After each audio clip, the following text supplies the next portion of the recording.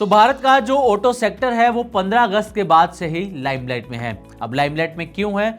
क्योंकि 15 अगस्त को लाल किले से प्रधानमंत्री नरेंद्र मोदी ने जीएसटी रिफॉर्म का जिक्र किया।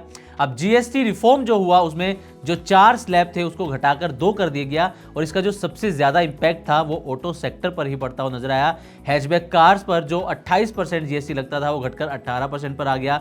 ठीक इसी तरह बड़ी कारों पर जो जीएसटी लगता था और जो सेस लगता था, सेस को पूरी तरह से हटा दिया गया और फ्लैट जीएसटी कारों पर लगा दिया गया। और इसका नतीजा ये हुआ कि जो पिछला पूरा एक कहें कि त्योहारी सीजन था, जो फेस्टिव सीजन था, उसके अंदर कारों की सेल्स में अच्छी खासी ग्रोथ देखने को मिली है और इसके बदौलत जो नतीजे हैं कंपनियों के वो भी अच्छे रहे हैं। चाहे मारुति सुजुकी की बात करें, hyundai की बात करें, सबके नतीजे अच्छे आए हैं। लेकिन आज हम जो बात करने वाले हैं वो ऐसी खबर का हम यहाँ पर जिक्र करने वाले हैं, ऐसे नियमों की बात करने वाले हैं जिसने ऑटो सेक्टर में हलचल मचा दी है। हम बात करने वाले हैं कैफे नॉर्म्स की, यानी कि कॉर्पोरेट एवरेज फ्यूल एफिशिएंसी। इससे जुड़े जो नए नियम हैं उसकी हम बात करने वाले हैं और साथ ही आपको ये बताएंगे कि कैसे छोटी कारों यानी कि जो हैचबैक कार्स हैं उनको लेकर एक बार फिर से बवाल मचता हुआ नजर आ रहा है। क्योंकि कुछ कंपनियां ये जो कैफे नॉर्म्स हैं इसके सपोर्ट में नजर आ रही हैं तो कुछ कंपनियां इसके खिलाफ हैं। और सबसे बड़ी बात, इस पर मारुति सुजुकी के चेयरमैन आरसी भार्गव ने क्या कहा है और ये पूरा का पूरा मामला आखिर है क्या, इस वीडियो में हम ये डिस्कस करने वाले हैं। तो सबसे पहले आपको बताएंगे, जैसा कि हमने जिक्र किया था अभी कैफे नॉर्म्स का, कि आखिर ये कैफे नॉर्म्स हैं क्या।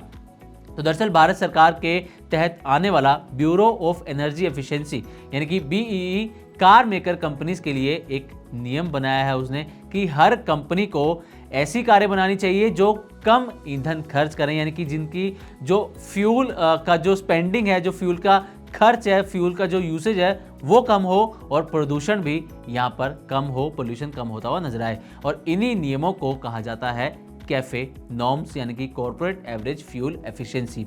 अब इनका जो सीधा मतलब है वो ये निकलता है कि हर कंपनी की कारों का जो एवरेज माइलेज है या फिर फ्यूल एफिशिएंसी हम कहें वो एक तय सीमा से बेहतर होना चाहिए, ऐसा इन नियमों के तहत कहा गया है। इससे होगा क्या, इससे देश में जो फ्यूल है उसकी बचत होगी और जो पोल्यूशन है वो कम होगा। ये बड़े फायदे इससे होते हुए नजर आएंगे। अब सरकार इन नियमों का तीसरा फेज यानी कि कैफे नॉर्म्स 3 लाने की तैयारी में है, जो 2027 से 2032 तक लागू रहेगा। इसमें सरकार ने कुछ छोटी कारों को थोड़ी राहत देने का प्रस्ताव दिया है और इसी बात पर आपको यहाँ पर मेन फोकस करना है कि सरकार ने जो छोटी कारें हैं, हैचबैक कारें हैं, उनको यहाँ पर रिलैक्सेशन देने का प्रस्ताव रखा है। क्योंकि ये जो पूरी कहानी है वो इसी पॉइंट के इर्द गिर्द घूमने वाली है। तो इस पर आप जरा नजर बनाइएगा और पहले आपको ये भी बताते हैं कि आखिर नए नियमों की खास बातें क्या हैं।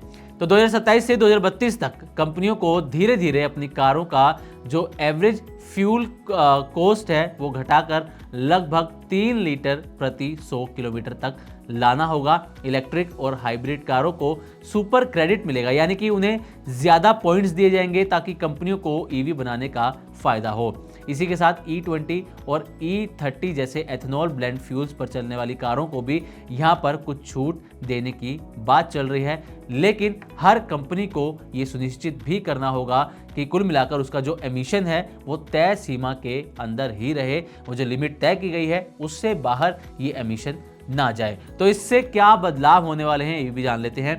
दरअसल इस नए ड्राफ्ट में ये कहा गया है कि अगर किसी कार की लंबाई 4 मीटर से कम है, इंजन 1200 सीसी या फिर उससे कम है और गाड़ी का जो वजन है, जो वेट है उसका वो 909 किलो से कम है, तो उसे फ्यूल एफिशिएंसी के नियमों में कुछ छूट दी जाए। और ये जो पूरे जो नियम हैं ये छोटी कारों के आसपास ही घूमते हैं, क्योंकि छोटी कारें, हैचबैक कारें 4 मीटर से कम भी होती हैं, इंजन भी 1200 सीसी या फिर उससे कम होता है और वेट भी 909 किलो या उससे कम रहता है।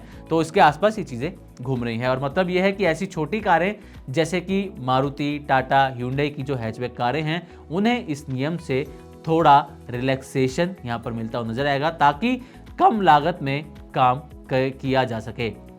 सरकार के मुताबिक इस तरह की गाड़ियों के लिए 3 ग्राम CO2 प्रति किलोमीटर तक की राहत यहाँ पर दी जा सकती है, लेकिन ये राहत एक तय लिमिट तक ही होगी, यानी कि ज़्यादा फायदा इसमें नहीं दिया जाएगा। एक लिमिट तय की जाएगी, उसी के अंदर ये राहत दी जाएगी।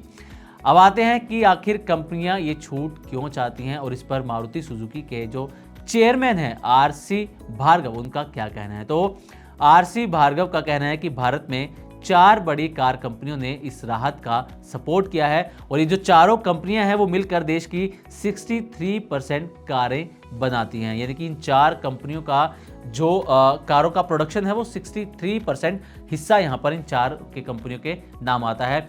आरसी भार्गव का कहना है कि ये छूट देश के लिए सही कदम है क्योंकि छोटी कार बनाने वाली कंपनियों पर नियमों का बोझ बेहद ज्यादा बढ़ गया था। अब ये राहत मिलने से कार बनाना थोड़ा सा आसान हो जाएगा, लागत कम होगी और कंपनियों को नई टेक्नोलॉजी लाने का भी यहाँ पर पूरा समय भी मिलेगा और क्योंकि उनका पैसा भी यहाँ पर बचेगा तो उसका भी फायदा होता हुआ नजर आएगा। लेकिन जैसा कि कहानी की शुरुआत में बताया था कि कुछ कंपनियां राहत के खिलाफ भी हैं, जो छोटी कारों पर राहत दी जा रही है। क्यों, ये आपको बता दें। दरअसल कई कंपनियां हैं जो इस छूट से सहमत नहीं हैं जो हैचबैक कार्स को दी जा रही हैं। उनका कहना है कि अगर छोटी कारों को ज़्यादा छूट दी जाएगी तो बाकी बड़ी कंपनियों के साथ ये न्याय नहीं होगा। कुछ एक्सपर्ट्स का ये भी कहना है कि इस तरह की राहत से पॉल्यूशन कम करने का जो असली मकसद सरकार का है वो यहाँ पर कमज़ोर पड़ता हुआ नज़र आ सकता है, क्योंकि नियम जितने सख्त होंगे कंपनियां उतनी तेज़ी से फ्यूल एफिशिएंट टेक्नोलॉजी अपनाते हुए नजर आएंगी। अब आरसी भार्गव ने और क्या कहा है इस पूरे मुद्दे पर, ये भी आपको बताते हैं। तो आरसी भार्गव का कहना है कि भारत में लोगों की परचेजिंग पावर को ध्यान में रखना बेहद ज़रूरी है। अगर नियम बहुत ज़्यादा सख्त होंगे तो छोटी कारें महंगी हो जाएंगी और आम आदमी के लिए कार खरीदना मुश्किल हो जाएगा। इसलिए उन्होंने ये भी कहा कि छोटी कारों को थोड़ी राहत देना ज़रूरी है ताकि भारत में सस्ती और फ्यूल एफिशिएंट कारें बनती रहें। तो कुल मिलाकर इंडस्ट्री को थोड़ी राहत मिलेगी, छोटी कारों की कीमतें स्थिर रह सकती हैं और सरकार को निवेश और रोजगार में बढ़ोतरी मिल सकती है। लेकिन अगर नियमों में ढील बरती गई तो पोल्यूशन कम करने के जो टारगेट है उस पर असर पड़ सकता है। और देखा जाए तो ये जो पूरी बहस है, पूरी जो डिबेट है वो एक बैलेंस की कहानी है। एक तरफ इंडस्ट्री को राहत देने की जरूरत है तो दूसरी तरफ एनवायरनमेंट को बचाने की भी जिम्मेदारी है। 4 बड़ी कंपनियों का इस राहत के पक्ष में आना दिखाता है कि इंडस्ट्री फिलहाल वास्तविक चुनौतियों से गुजर रही है, जहां कॉस्ट, टेक्नोलॉजी और डिमांड सबका बैलेंस बनाना जरूरी है। इसलिए आने वाले समय में सरकार को यह तय करना होगा कि राहत भी मिले और एनवायरनमेंट के टारगेट भी पूरे हो सकें। ग्लोबल संकेतों के दम पर कैसे खुलेंगे हमारे बाजार? क्या कह रही हैं खबरें और ब्रोकरेज रिपोर्ट्स? किन शेयरों में बनेगा पैसा? बाजार खुलने के बाद क्या खरीदें, किन शेयरों को करें पोर्टफोलियो से बाहर? कैसा रहा बाजार का दिन भर का कारोबार? कैसे तैयार करें कल के बाजार की स्ट्रैटेजी? इन सब सवालों के जवाब जानिए मेरे साथ ओपनिंग बज और क्लोजिंग बज में इन वक्त पर सिर्फ मनी 9।